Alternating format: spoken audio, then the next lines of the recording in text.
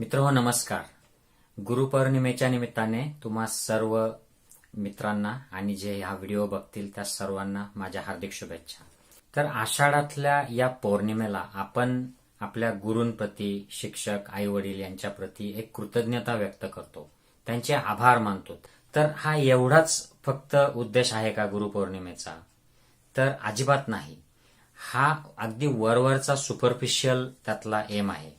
मूळ जो खरा उद्देश आहे तो म्हणजे या दिवशी आपण अशा एका प्रसंगाची आणि दिवसाची आठवण करतो की ज्या दिवशी आपण मानव जातीला, आपल्या भारतीय समाजाला ज्ञानाच्या आणि सत्याच्या मार्गावर चालण्यासाठी एक उपदेश दिला गेला. पण झालं असं की काळाच्या ओघात आपण जसं इतर रूढी आणि परंपरांच्या बाबतीत करतो तसंच मूळ उद्देश या बाबतीत देखील हरवून बसलो आहे आणि केवळ फक्त हा दिवस आला म्हणजे गुरुपौर्णिमेच्या शुभेच्छा आणि आपल्या आपल्या पद्धतीने मान्यतेप्रमाणे आपण आपल्या गुरुचं एक चित्र आणि ते सोशल मीडियावर शेअर करतो, एवढ्यापुरतीच गुरुपौर्णिमा राहिली आहे. ही इतर सणांच्या बाबतीत देखील असंच झालंय. तर माझ्यासाठी गुरुपौर्णिमा काय आहे हे मला तुमच्याशी आज शेअर करायचंय. मित्र हो, तर सर्वप्रथम आपण गुरु या शब्दाची थोडक्यात पार्श्वभूमी बघूया. गुरु काय आहे? तर गुरु हा ग्रह आहे. हा आपल्या सूर्यमालिकेतला सगळ्यात मोठा, सगळ्यात जड असा ग्रह आहे. आता या ग्रहाला अनेक संस्कृतींमध्ये एक दैवी, धार्मिक असं स्थान आहे. भारतात मात्र या धार्मिक किंवा दैवी अर्थापलीकडेही याचा उपयोग चांगल्या पद्धतीने झाला आहे. तर गुरु म्हणजे जड असणे, आपल्या क्वालिटीज म्हणजे चांगलेपणाच्या ज्या गोष्टी आहेत त्यामध्ये जड असणे, वजनदार असणे. म्हणजे असे वजनदार लोक आपले गुण, आपल्याकडे असलेले स्किल्स हे इतरांना शिकवू शकतात, त्यांना ते देऊ शकतात. अशा व्यक्तींना गुरु असं म्हटलं जाईल. थोडक्यात शिक्षक, मग हे व्यावहारिक शिक्षण देणारे असोत किंवा आध्यात्मिक शिक्षण देणारे असोत, यांना गुरु असं म्हटलं जाईल. आता दुसरा जो मुद्दा आहे तो म्हणजे आषाढातील या पौर्णिमेचं काय महत्व आहे, या दिवशी काय झालंय. तर मित्रहो, 2600 वर्षापूर्वी शाक्य कुळातला एक राजपुत्र दुःख का आहे आणि याच्यावर काय सोल्युशन आहे हे शोधण्यासाठी आपला राजवाडा सोडून, राज्य सोडून जंगलात गेला आणि तो वेगवेगळ्या प्रकारच्या साधना, मेडिटेशन टेक्निक्स, विधी या त्याने ट्राय केल्या. तो आलार कलाम नावाच्या ऋषींकडे गेला, रामपुत्त नावाच्या ऋषींकडे गेला आणि त्यावेळेला ज्या अस्तित्वात होत्या त्या मेडिटेशनच्या म्हणजे ध्यानाच्या सर्व टेक्निक्स त्याने आत्मसात केल्या आणि त्यातून ज्या कुठल्या सर्वोच्च अवस्था शक्य होत्या त्या देखील त्याने आत्मसात केल्या. त्यावेळेच्या प्रथांनुसार त्याला देव अवस्था, ब्रह्म अवस्था अशा वेगवेगळी नावं होती. आपल्यासाठी ही सगळी थिअरी आहे, पण ही कदाचित उच्च आध्यात्मिक अवस्था असलेल्या लोकांना या जाणवत असतील. परंतु हे होऊन देखील ध्यानाच्या 8 शिड्या, 8 ध्यान करून देखील त्याचं मन भरलं नाही आणि त्याला असं वाटलं की सत्य अजून याही पलीकडे आहे, म्हणून तो काम करत राहिला. त्याच्यासोबत त्याचे 5 ब्राह्मण सह साधक देखील त्याच्यासोबत खपत राहिले. एक वेळ अशी आली की शरीराला यातना देणाऱ्या काही साधना ते करत असताना या सिद्धार्थ गौतमाने हे सगळं सोडलं आणि तो शरीर आणि मन यांचा संबंध जिथे खोलवर लेवलला, खोल पातळीला शोधता येईल त्या पातळीवर जाऊन त्याने स्वानुभूतीतून सत्याचा शोध घेतला आणि तो सर्वज्ञ झाला. हा दिवस होता वैशाखातील पौर्णिमेचा. मग त्याने काही आठवडे या सर्वोच्च अवस्थेची अनुभूती घेतली आणि आषाढातील पौर्णिमेच्या दिवशी आपल्या या जुन्या 5 सहकाऱ्यांना आपल्याला मिळालेलं ज्ञान देण्यासाठी तो वाराणसी जवळील सारनाथ येथे गेला आणि त्याने त्यांना हे ज्ञान दिलं आणि त्यांनी देखील या सत्याच्या मार्गाचा प्रवास केला आणि त्यांनाही तो सत्याचा अनुभव झाला आणि ते देखील बुद्ध म्हणजे अरहंत झाले.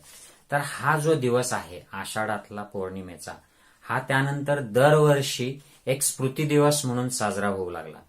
त्यावेळेला त्याला गुरुपौर्णिमा असं नाव नव्हतं, पण या दिवसाला ते काय करत असत तर सत्याच्या आणि ज्ञानाच्या मार्गावर अधिकाधिक खोल जाता यावं आणि सत्याची अधिकाधिक माहिती व्हावी, त्याचा प्रसार व्हावा, यासाठी ते तप करत, त्याचा प्रसार करत अशी ही प्रथा त्यावेळेला अस्तित्वात होती.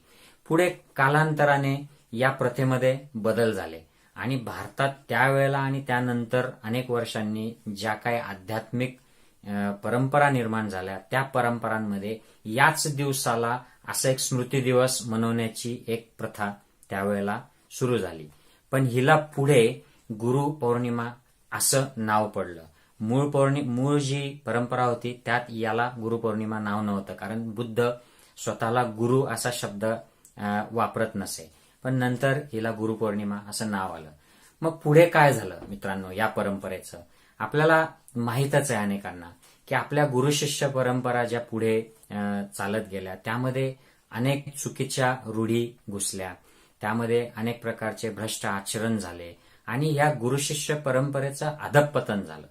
याशिवायच आध्यात्मिक ज्ञान जे आपल्या पूर्वीच्या पुस्तकांमध्ये वेदांमध्ये आहे किंवा बुद्धाच्या वाणीमध्ये आहे याचं देखील खूप अधःपतन झालं. थोडक्यात सांगायचं म्हटलं तर आपल्या अध्यात्मातून ध्यान साधनेतून ज्या देव अवस्था ब्रह्म अवस्था अचीव करता येतात याचं जे वर्णन पूर्वीच्या ग्रंथांमध्ये आहे त्या अवस्थांना नंतरच्या ग्रंथांमध्ये एक काल्पनिक पात्रांच्या रूपाने प्रस्तुत करण्यात आलं आणि या देव आणि ब्रह्म यांच्या कथा पुढे समोर आल्या आणि ह्या अवस्था प्राप्त करण्यासाठी प्रयत्न करण्याचा जो चालण्याचा मार्ग आहे, सत्याचा मार्ग, शरीर आणि मनाचा परस्पर संबंध अगदी टोकाच्या सत्यापर्यंत शोधत जाऊन अंतिम सत्यापर्यंत पोचायचं आणि त्यानंतर परमसत्याची अनुभूती घ्यायची, हा जो मार्ग आहे हा बाजूला राहिला, हा मागे ढकलला गेला आणि ही जी पात्र आली देव ब्रह्म यांच्या स्वरूपातली हे जास्त महत्वाचे झाले आणि त्यांचं पूजन, त्यांचं प्रशंसा करणे, त्यांच्या प्रतिमा आणि मूर्त्यांच्या पूजा करणे यात आपण भारतीय व्यस्त झालो. या सगळ्यामध्ये आपला जो मूळ ज्ञानमार्ग होता तो आपण पूर्णपणे हरवला. आपण बुद्धाला हरवलं. बुद्धाच्या आधी वेदांमध्ये जे खूप ज्ञान होतं अध्यात्मासंदर्भात ते देखील हरवलं आणि सगळं हा अपभ्रंश झालेलं ज्ञान पुढे आलं. त्यातून कर्मकांड उद्भवले, चातुर्वर्ण्य व्यवस्था पुन्हा जोर धरून ती सर्वत्र प्रस्थापित झाली आणि आपल्याला माहीतच आहे नंतरचा इतिहास. भारताचा जे एकेकाळी जगाला ज्ञान देणारा देश होता तो अगदी रसातळाला गेला आणि आज आपण ज्या अवस्थेत आहोत त्या अवस्थेत आपल्याला आता ह्या गोष्टी पुन्हा समजू लागल्या आहेत आणि आपण मीडिया, सोशल मीडियाच्या माध्यमातून गुरुपौर्णिमा वगैरे या संदर्भात जनजागृती करतो, परंतु आपण ते केवळ एक बर्थडे विश किंवा न्यू इयर विश सारखंच सुपरफिशियली घेत आहोत. मित्रांनो, ते गरजेचंच आहे. आपल्या आई वडील गुरूंच्या प्रती आपण कृतज्ञता दाखवणे, आदर प्रकट करणे हे खूप महत्वाचं आहे. पण त्याबरोबरच या दिवशी सत्याच्या मार्गावर चालण्याचा आपण प्रयत्न केला पाहिजे. तो ज्ञानाचा, विवेकाचा, स्वानुभूतीचा मार्ग आहे.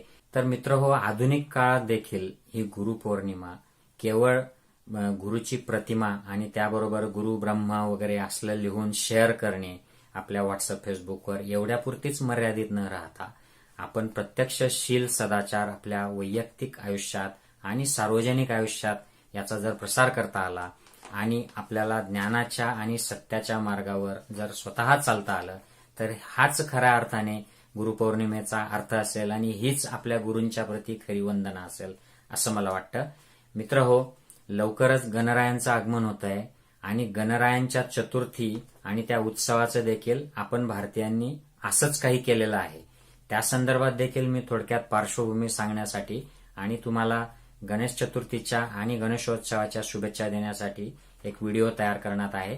तोपर्यंत तुम्हा सर्वांना गुरुपौर्णिमेच्या पुन्हा शुभेच्छा आणि या पौर्णिमेनिमित्त तुम्ही शील, सदाचार आणि ज्ञान व स्वानुभूतीच्या मार्गावर चालण्यासाठी तुम्हाला सगळ्यांना शुभेच्छा. सगळ्यांचं खूप कल्याण हो, खूप मंगल हो. थँक्यू.